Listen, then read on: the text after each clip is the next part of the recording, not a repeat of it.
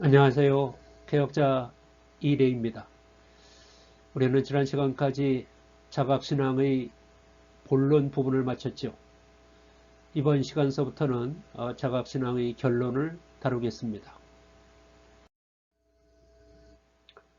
지금의 기독교는 깊이 잠들어 있습니다. 지금의 기독교가 프로테스탄트이든 아니면 캐톨릭이든 아니면 그 여타의 다른 기독교의 종파이든 할 것 없이 지금의 기독교는 잠들어 있습니다. 지난 500년 동안 프로테스탄트를 기준으로 하자면 지난 500여 년 동안 지난 2000여 년 동안 기독교는 예수님이 돌아가신 이후 어느 시점서부터 깊은 잠에 빠져들었습니다. 그 잠을 자고 있다라고 하는 것은 꿈을 꾸고 있었다는 얘기하고도 마찬가지 이야기인 것이죠. 그 꿈의 내용은 이런 겁니다. 예수께서는 우리를 구원하는 대속제물이다. 또 구원이라고 하는 것은 죄를 행하거나 믿어야지 이루어진다 라고 하는 것이죠. 그러한 꿈의 내용이 너무나 생생해서 그것을 계속 사실로 믿어왔습니다. 그러나 꿈을 깨고 나면 그것은 허상이라고 하는 것을 알게 됩니다. 저는 얼마 전에 꿈을 꾸었는데요. 겉으로 보면은 아주 멀쩡한 도시에서 가까운 비밀의 수용소에 아내와 제가 갇히게 되었습니다.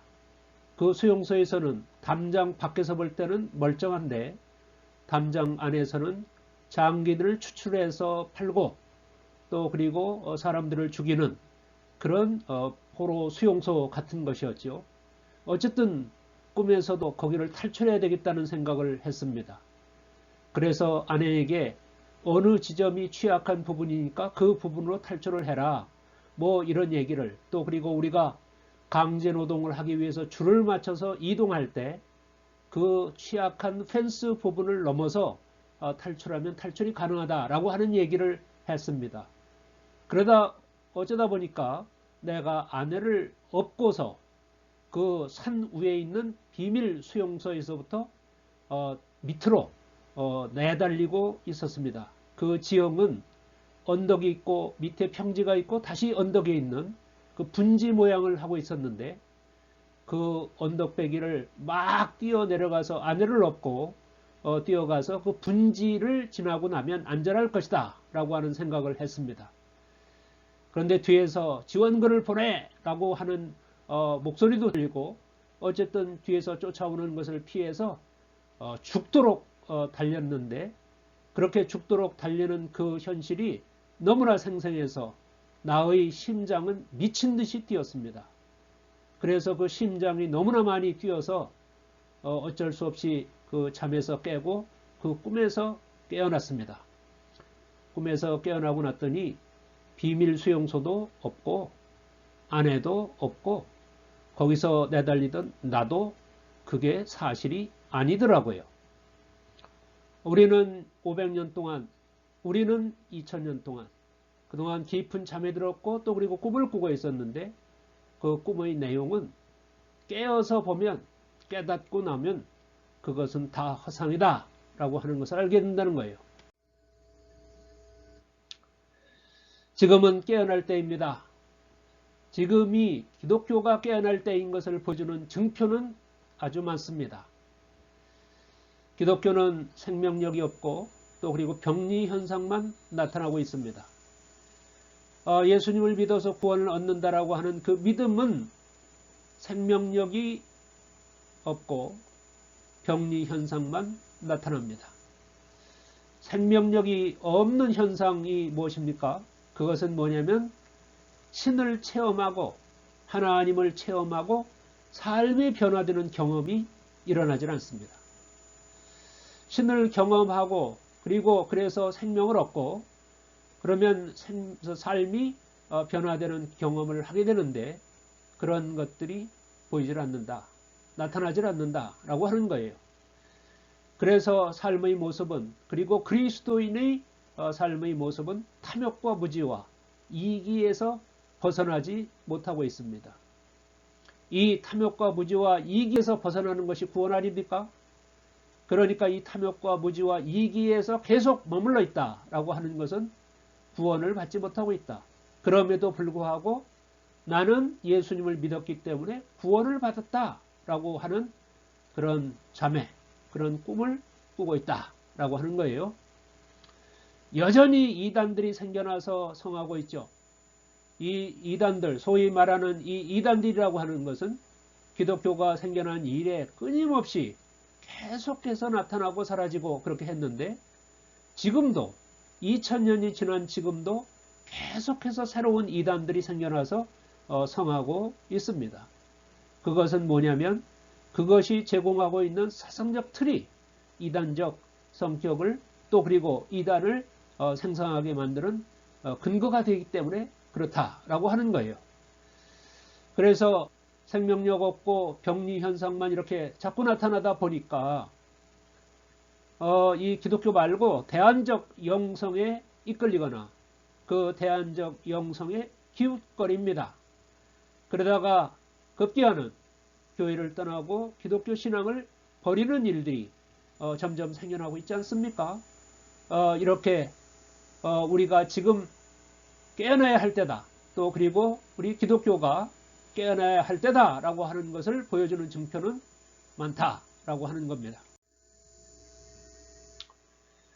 잠에서 깨어나려고 하면 외적으로나 내적으로 자극이 있어야 됩니다. 어떤 사람이 때가 되었는데도 깨어나지 않으면, 잠에서 일어나지 않으면 흔들어 깨우면 되죠. 흔들어 깨운다라고 하는 것이 외적 자극 아니겠습니까?